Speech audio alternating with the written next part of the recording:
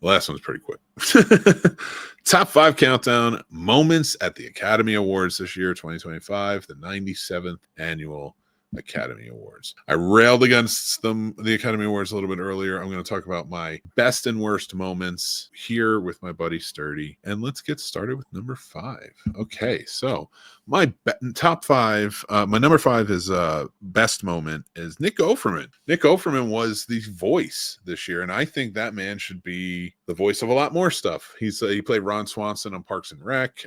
He's been in tons of other stuff. He just has a naturally charming gravitas towards his voice. Mm-hmm. You remember him from The Last of Us. He played I think he was Bill with Bill and Frank. He was the one that set all the traps and such. Okay. Him.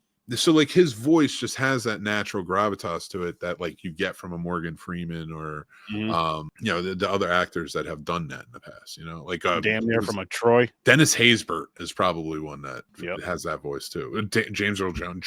Troy has the ultimate one, and Troy Hill talks. Trust us. Wait till he's about 75 years old. That's true. He'll read you a book, put you right to bed. Oh my God, I'm ready. So that's my best moment. My number 5 worst moment is no love for the Wild Robot. First of all, Flow. I still have to check out Flow. I'm getting ready to watch Flow with Jack this weekend, so it's gonna be fun. But the Wild Robot had one of the best songs, and the one that won best song maybe didn't deserve it. I don't know. I didn't see everything. I didn't listen to every song, but I know the one that did win it didn't deserve it. And Kiss the Sky from Wild Robot was a really nice song, so I was cheering for that. And Wild Robot was just a genuinely really good movie and deserved a lot more credit. So no love for Wild Robot. That was my number 5 worst. Number 4 best moment. Let me tell you something. James Bond tribute. They did a tribute to Barbara Broccoli and Michael G. Wilson. I believe the names of the producers who took over for Albert Broccoli and Saltzman. Harry Saltzman. So I guess I don't know if this was planned. I don't know if this was something. Well, I'm sure it was planned, but like I don't know if it was something like they knew the sale of James Bond to Amazon was going to come through, and maybe this was like Amazon's way or the Academy's way or something of saying, okay, we're going to celebrate James Bond. We didn't do it at the 50th. They just sold it off after all these years. Let's celebrate what was. Mm-hmm.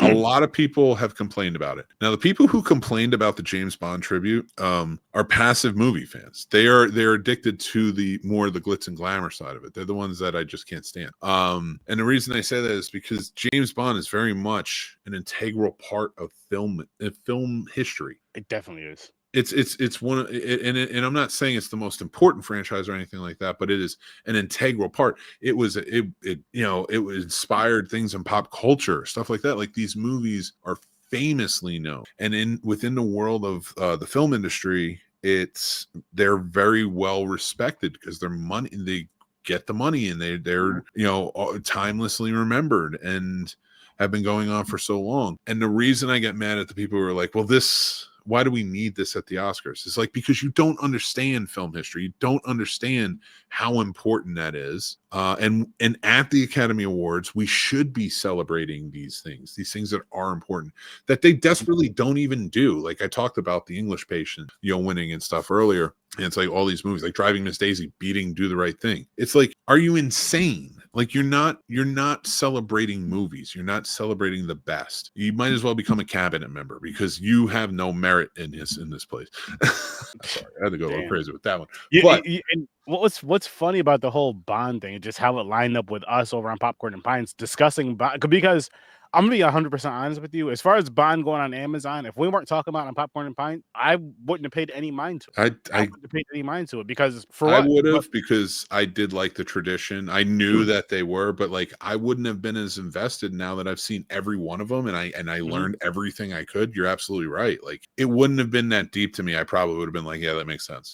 I'm happy that we are discussing it. Like we're reviewing these movies while this is going on. Like I'm happy we do. Like I'll put it to you like this. I'm happy we did Bond this year and not last year. Like imagine if we did the Star Wars Star Trek thing and then this Bond shit comes out. It's like we would have brought it up, but it's like we wouldn't have went in depth with it or really cared as much as like we talked about that shit last year. Who the fuck cares now? So It is, and watching this, and that's why it's my number 4, the James Bond tribute, is because they sang like "Diamonds Are Forever." I think Doja Cat sang that one, and they had the beautiful dance around. Like they sang they did the original as a dance, and it was just very well done. Like the whole thing was well produced. Yeah. I think I cannot remember all the singers' names. I didn't know them. They're all new, younger singers, and I completely get it. I know I've heard of Doja Cat before, but younger singers, I don't know the names, so excuse me. But they were singing like Skyfall and like just these great songs. Live and Let Die, what they sang, and it was just and there's a beautiful choreographed dancing, beautiful imagery and stuff. So like as a Bond fan and as a movie fan, I appreciated that. I was like, this is a celebration of movies. This is something that within the movie history is just like it's like ingratiated in our minds. Like, everybody knows who James Bond is. You know, we all get it where it comes from, even from the parodies. So that's why I loved it. It was I thought they did a great job. I agree. Like it's super important. I mean, just from the few explosions you've seen in these films, I just automatically think, yeah, we're getting towards the 80s when explosions. And I know we had this conversation off air, but I want to say this on air. Explosions from the 80s are the greatest of all time. They will never be topped. Visually, yes. Even making it more realistic, yes. As far as the ridiculousness, as far as like the oh shit excitement, no. Because the 80s blew up anything and everything from like there's so many explosions. Damn near your two-wheeler bike just grazing a car and boom. Dude, you know what messes me up is when I think, and to kind of get off topic for a few here, but whatever. There's so many explosions in movies. Like I have to think that explosions somehow damage Earth in some way, right? Like if I set off a firework while my hand is open, and we heard this in Armageddon, like it's gonna burn your hand, right? But you're not.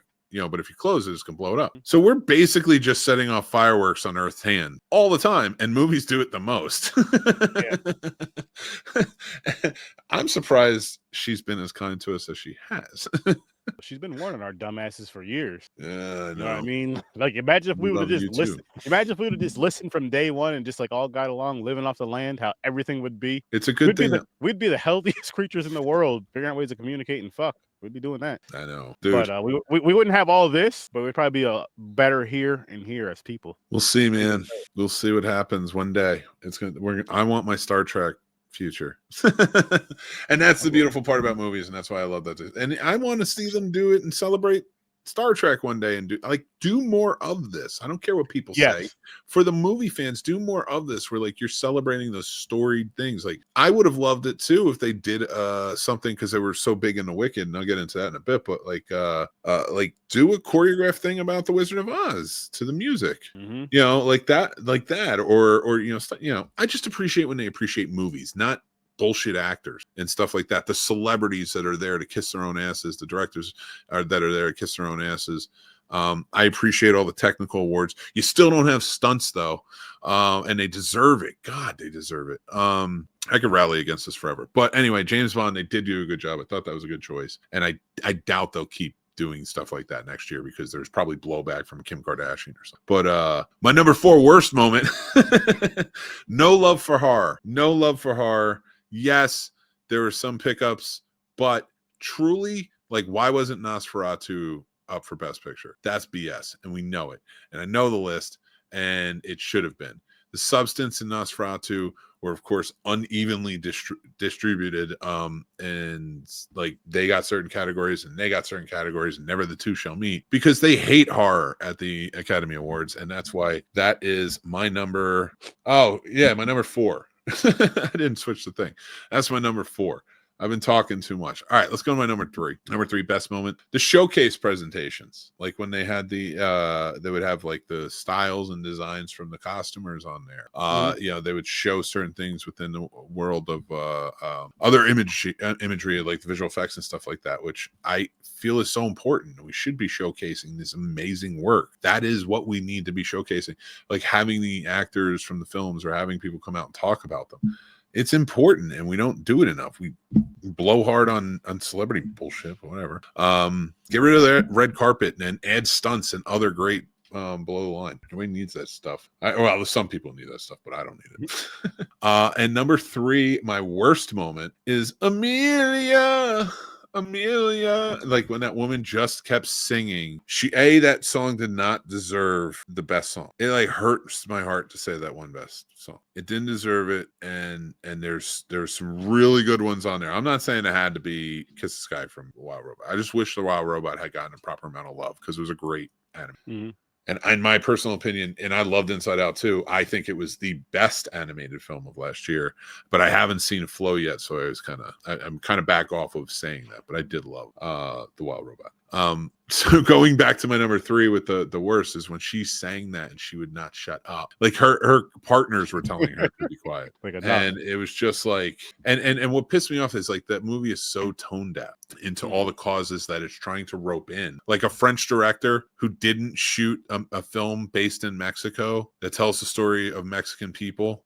He shot it in France. That doesn't even make any sense. It doesn't make any sense, but it's because you're baiting for Oscar, and it just sucks. And like they're both up there, and then I think they even asked him, they're like, with everything going on with trans rights, it being infringed upon and such, how do you feel? Like, how come you didn't share anything with the wins or whatever? And I think it was some innocuous answer that was like, well, if we had one more, we would have. Like, so you can't speak out unless you get the award you want. Like, get out of here.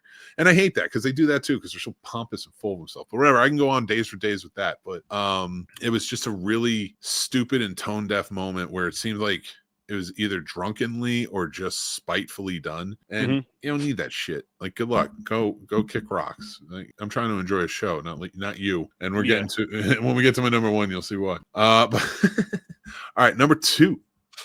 My number 2 best moment was Defying Gravity. Cynthia Erivo and Ariana Grande was there. She was there. She sang. She got some pipes. But it was really Cynthia Erivo like kicked ass, and they did the whole like presentation. She sang the song, and it was really powerful. She did a great job. Like whether you like that movie or not, it's a great song. Also didn't win best song. They had it there. It's one of the top moments in the Oscars this year, and somehow somebody voted for the Amelia one. Anyway, my number 2 worst is servicing another cause. It's just that's all it is. Like so they have so many causes all the time, like, and they'll add these movies in that are good, but they're not memorable. And I do think that memorable movies should be on there. I agree. Like Nickel Boys was a great movie and is a great black film and is a great black story that needs to be told. But do you think they didn't put it on there because it's a black film? And if the style in this year was like when Black Lives Matter came out, what won? Like what was the big activism of that year trying to I see trend? what you're saying. So that's where it's pandering, and I hate pandering. Don't pander to anybody. You can make a movie for the audience, but tell the story you want to tell. And I attribute that to the Oscars. It's like black people who are watching this already feel underrepresented by you because you're doing it wrong. Because you're like giving it to movies that you think are on the level of like Malcolm X or Do the Right Thing or other amazing black films in the past that you snubbed and paid no attention to, but then you're giving it to good art house films, but not powerful performances. Like okay, if you really want to celebrate a great black performance, how about Denzel Washington, which was the best part of Gladiator 2? Literally, in a movie where they put boats in the Coliseum, the best part was anything that Denzel showed up in. And if you can have that powerful movie and that movie did really well, how the hell aren't you celebrating that? But you don't want to celebrate mainstream. That's not what you want. You want to be art house. You want your cake and eat it too. I hate the Oscars, man. See why I get so pissed off? That's this, and it's the servicing of another. So, and that's what will happen. So, like this year, it was sex workers. That was the activist. And again, I don't mind. I don't think this was a Best Picture winner, Nora. But you serviced that activism because you're scattered all over the place and you don't know what activism to go with. But what about next year if there's a sex worker positive movie that is truly the Best Picture, but maybe it's the Latino community is with immigration and stuff, say like there's a big activism going on right now, or veterans or whatever else, like all this stuff, and that's what's trending. Are you not going to give it to the best movie? No, I see. So that's where I come from with the Oscars. It's like you're supposed to be the best. Here's my thing with the award shows and ceremonies and all that shit. It should be about the creators and all that, yes, as far as giving them the awards. But as far as the show that you're televising, should be about the fans. Make it entertaining. And as far as about the fans, it's like, what the fuck did the fans really go to see? I don't give a shit I don't care what the top people, what all them, whoever votes on the Oscars. No, what did the fans go see? What are the fans' comments? What are the fans talking about? Because those are the people that I think we're the ones that really count. We're the ones that are spending our hard-earned money to go see these movies, and then for the ones that, I'm not even saying just podcasters, but for the ones that do podcasts, do vlogs, do blogs, do all that shit. Why not pull from that? You'll get just think of how much more people would tune into this shit. And then on top of that, like you're always saying, don't just give it to the actors and actresses on the big screen. No, bring up the director, bring up the producer, bring up the cameraman, I'm sorry, I don't know because I don't know anything about that. No, stuff, you're good, man. You're good. Bring up the crew. I'll say bring up the team, bring up the squad. Everybody that had a part of that movie, bring them all up because they all deserve that. It's just like with sports, when you see the teams, they bring up everybody from the coaches to the water boy because everybody was a part of that in one way or another. And no matter how big or how small, everybody was a part of that. Everybody deserves that recognition. And I know you were saying they have some for some of the crew, but it should be on the big stage. It should be in front of it. When you're calling up a Will Smith, you should be calling up, I'll just use you, Mick Manhattan for whatever he did on a film. Mm-hmm. And then, well, yeah, like I said earlier, like just because I feel like they all deserve it. They all deserve it. Even if you just name, and again, I keep saying the crew, but like different, like say if there's, I don't know how many cameramen or lighting people there are, but say if there's like a head guy for each, I don't know. Say if you name like the head guy and his crew. Well, cinematographer will cover that because he covered lighting and camera. But you know what I mean, like shouting them out.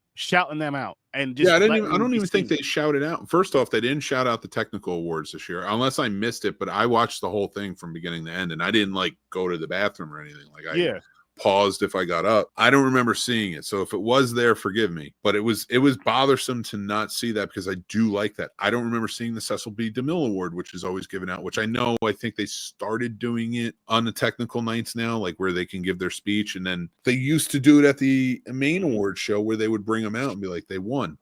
It bothers me that they don't even do these things. And then, like anybody who does any type of stunt, those people amaze the hell out of me. I'd rather see them walk on stage than Will Smith. No disrespect, unless it's an actor that does their own stunts, of course. But I mean, the guys and the people that are putting their bodies on the line for these cool ass scenes that we see, and it looks like it's so and so doing it, and it's not. Bring them up on stage, yo, for this scene here, where this motherfucker did 16 backflips and jumped off this building into this pool. Bring up Smash. He did it at 45 years old. A lot of it was CGI because he fell off the ladder. But bring him up because he put his body through it. Listen, that man deserves a Snobby Award. In fact, he's going to win the only Snobby Award this year. The Snobby Award for Best Pratfall. Best stunt. Best and worst stunt. Give him 2. But like going back and like we were talking about it and like looking at, I wanted to see what year Black Panther was. It was 2018. It came out in 2018. So it was the 2019 award show. Now 2019, I think we all remember, George Floyd, Black Lives Matter, things like that. And here's where I say, like, it bugs me. There were other things, of course. There was things with immigration. They were locking up families in these old warehouses and stuff. So like Roma was nominated. Roma's a good movie. I don't think it's a Best Picture winner. It should be up for cinematography, and it should be up for a screenplay, because if you did it by merit, like those were the things that were great about it. But like Best Picture encompasses all in my opinion. And when I look at these, then you have A Star Is Born. That's a good one and encompasses a good movie. There's no real activism to it. There's like a suicide awareness to it. But it's just like, but Vice now is like taking shots at the Republican Party because it was about Dick Cheney. And that was, Trump was in first term. But then you have like, Bohemian Rhapsody was just dog shit. I don't know. Don't even get me started on that. I can go on all day on that. But then you have Black Klansman, which is a great Spike Lee movie. And I see why that was nominated. Then you have Black Panther, and then you have Green Book, and Green Book won. What movie are you going to revisit over and over again? I'm gonna go back to Black Panther again. Yeah, that's the number one movie on this list. Besides A Star Is Born, I would say it was number 2 at movies that you're gonna revisit probably, but mostly Black Panther's number 1, like by far. That's my favorite Marvel movie. That's such a good ass movie, such a deep movie, such a powerful. That's a It's the only Marvel movie that's worth getting a Best Picture, in my opinion. Now, Angela Bassett deserves, but Green Book, good movie, art house movie. It was fun. It's a white savior movie. So like we have BlacKkKlansman, which is a Spike Lee movie. So if you're trying to give it for activism's sake, why wouldn't you give it there first? But Black Panther deserves it for being Best Picture, for being the actual Best Picture, and you give it to Green Book, which is white people saving the black man. So like that's what I mean about the Oscars. I'm sorry if I'm pontificating in this top 5 show, or even if you're watching as a clip, but it is a podcast. I don't care. It's true though. Like to me, it's like, and I draw back to those things because if you watch every year, it's the same thing. I think they were counting on Amelia Perez this year, but it didn't work because people saw it and they were like, "No, you're not doing that." And that actually brings me to I have an interesting question to ask you. Now, if they did it in like, how film fests work. So if they did it in like a film fest style where the fans vote, like the online film fest work, where you're not watching the movies online, you're going to the theaters and watching them, but all the voting and comments are online. Very similar to where you pick your number rating, all that, and you jump your comments in there. Would that make a better Oscar? Like with the ratings and it's X amount of movies you have to watch, all that stuff. But would that make a better Oscars for you think, as far as like what movies won? No, because like you can do that with the People's Choice Awards. No. But let's say it's an act. It's just up to the people. Nobody else but the people. I wouldn't do that. I wouldn't do it because like now think about this. Yes, horror would get more respect. You still, I guess you have more of a criteria to it. And I think it deserves but I think anything that goes into the Academy Awards should be criterion worthy. Now I'm not saying that only Academy Awards films should become criterion. I'm saying that if you are nominated for an Academy Award, especially for Best Picture, or you're an actor or director, it better be a criterion worthy performance or or film. And I think that should be the bar of what. And I don't care if anybody thinks that Criterion does collect a great amalgamation of films from all over, and it celebrates film as it is. And I have to respect that because that's something that speaks to me, because I can walk into the Criterion closet and find things that I'm going to love, and I'm going to find things I'm going to be surprised by. And they're always going to be there. And they don't just if there's a Driving Miss Daisy Criterion, then prove me wrong. But I don't think there is. And I don't think there will be, because they know what they're doing. Unless they've just abided by making all of the Best Picture winners. But don't do that. I've seen them all. Don't do that. There's some bad ones. I don't know how many I've seen, but I've seen one in recent memory, and that was, I don't even know what came out that year. What came out that year? What was nominated that year? Which year? For The English Patient. I think that was 97, so it was around 98. So many different things. I think 7 actually came out that year, if I'm correct. I need to watch that damn movie. I have yet to watch 7. I can find out for you, because it just was because it's like, and that's what bothers me about it. It's like, how did that movie win? So you were now wait, which movie again? Because now I'm looking at a list of movies, so I want to make sure I don't mess up. The English Patient. The English Patient, that's what it was. I'm looking to see. Yeah, this is the year. So let me find the Best Picture winner. What else was up in the Best Pictures? Okay, so yeah, The English Patient won. Fargo, right there. I don't know about Jerry Maguire being Secrets and Lies. I don't remember that one. And Shine was good, but again, Fargo. I don't know. If you talk to any cinephile about this list, they're going to be like, "Oh, exactly like I just said." They might like Secrets and Lies. I'd have to look it up, but it's not something that sticks out to me, so I don't think it was something great. But The English Patient won over Fargo. I got to see Fargo now, man. You've got to see Fargo. It's so good. It's a Coen Brothers film, and it's honestly it's one of their best. There's a TV show about Fargo. It is inspired a TV show that's on 7 seasons. And it's so good, and each season gets better and better because it's just different. Check this movie out. It's so good. Chris Rock was the star of one of the seasons. Nice. They did a Jewish mob versus the black mob, and the 40s, and dude, it was so interesting. And the fact that The English Patient, I wouldn't even put English Patient wouldn't even be on this list. It's so bad. No. It's so bad. That's the worst movie I've seen in a long time. That's just so bad, man. The best thing about it, you could say, cinematography, I guess. But other than that, that movie was. I can pick a year and tell you. Like I don't think I've seen a movie that deserved Best Picture win, and that's a thing. That's a thing. Like maybe since the 70s. And that's just me being like hyperbolic about it. But yeah, I'm now in the press. Let me do my number one. Not even gotten to one. Number one, the best was Conan's hosting. He was hilarious. He was picking on people.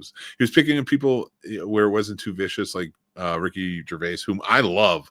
I thought he did great, but I know he was being extra mean. So like whatever. Celebrities can take it. Mm-hmm.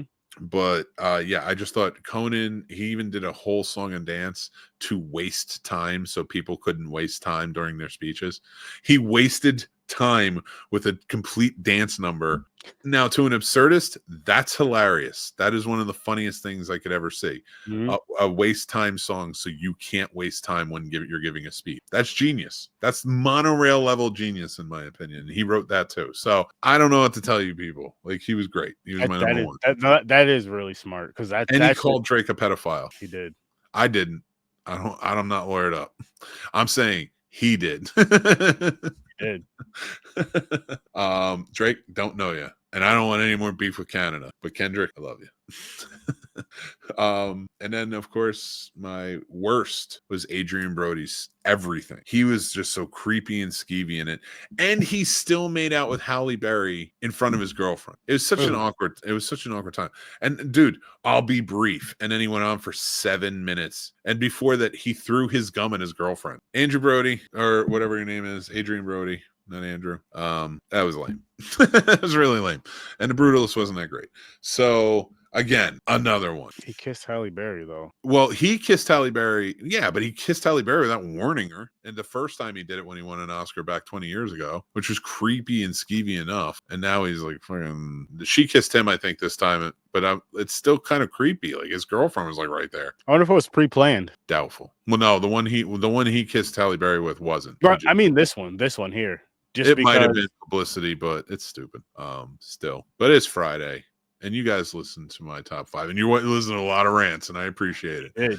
Thank you guys so much. But let's just finish off the mixed movie pick. And this is I'm celebrating women this month, Women's History Month. So I'm picking movies that star strong women. There you go. All different types, and I'm going back to the 50s on this one with All About Eve.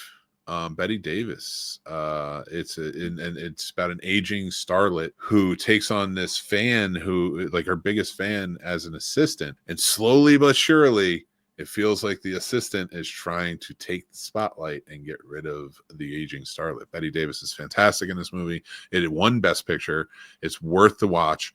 Go check out All About Eve from 1950. I'm also, it's available now. You can go check it out. Snobs Film History. I did one for it, as I always do with the mixed movie picks. And like Sturdy can attest, and we talked about earlier with James Bond, I have been doing classic film reviews for those as well. And right now we are on The World Is Not Enough and Die Another Day. They are both out as well. And you guys can go check them out anytime. And I appreciate it.